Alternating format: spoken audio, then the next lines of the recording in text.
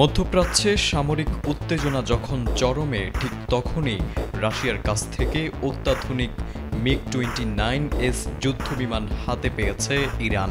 রাজধানী তেহরানে প্রথম দফার এই যুদ্ধবিমান পৌঁছানোকে বিশ্লেষকরা দেখছেন ইসরায়েলের বিরুদ্ধে সামরিক প্রস্তুতির অংশ হিসেবে। সম্প্রতি 12 দিনের রক্তক্ষয়ী সংঘর্ষে F-14 ও F-5 মতো যুদ্ধবিমান হারিয়ে কার্যত অচল হয়ে পড়েছিল ইরানের আকাশ প্রতিরক্ষা শক্তি। সেই ঘাটতি পূরণেই এই পদক্ষেপ নিল দেশটি।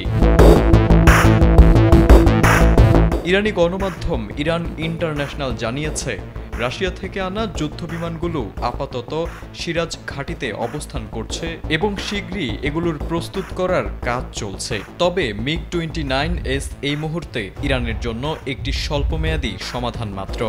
ইরান এখন অপেক্ষায় রয়েছে আরও শক্তিশালী Su-35 যুদ্ধবিমান এবং S-400 আকাশ প্রতিরক্ষা সিস্টেমের।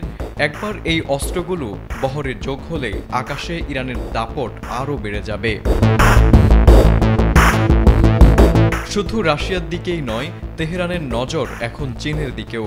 LME সার্টিফাইড বিশ্বসেরা কপারে তৈরি ওয়ালটন কেবলস, যা আপনার স্থাপনাকে রাখবে সব সময় নিরাপদ। চীনের HQ-9 আকাশ প্রতিরক্ষা ব্যবস্থাও যুক্ত হচ্ছে ইরানের প্রতিরক্ষা ব্যবস্থায়। ইরানি সংসদের নিরাপত্তা কমিটির এক সদস্য সাফ জানিয়েছেন, আমাদের হাতে যখন Su-35, S-400 আর HQ-9 থাকবে, তখন শত্রুদের চিন্তা ভাবনাও পাল্টে যাবে। বিশ্লেষকদের মতে রাশিয়ার এই অস্ত্র সরবরাহ শুধু ব্যবসায়িক নয়, রাজনৈতিক কৌশলও। ইউক্রেন যুদ্ধের জেরে পশ্চিমা নিষেধাজ্ঞায় আটকে থাকা মস্কো এখন নতুন মিত্র খুঁজে নিচ্ছে। আর ইরান যে পশ্চিমাদের সঙ্গে একাধিক ইস্যুতে সংঘাতে জড়িত, তাই তাদের সঙ্গে সামরিক বন্ধন জোরদার করছে রাশিয়া। তবে এখন প্রশ্ন একটাই, Su-35 আর S-400 হাতে পাওয়ার পর মধ্যপ্রাচ্যের আকাশে কি সত্যি আধিপত্য প্রতিষ্ঠা করতে পারবে ইরান?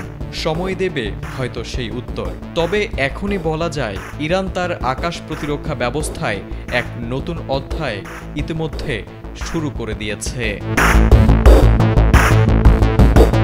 তারেক আজিজ, ATN বাংলা।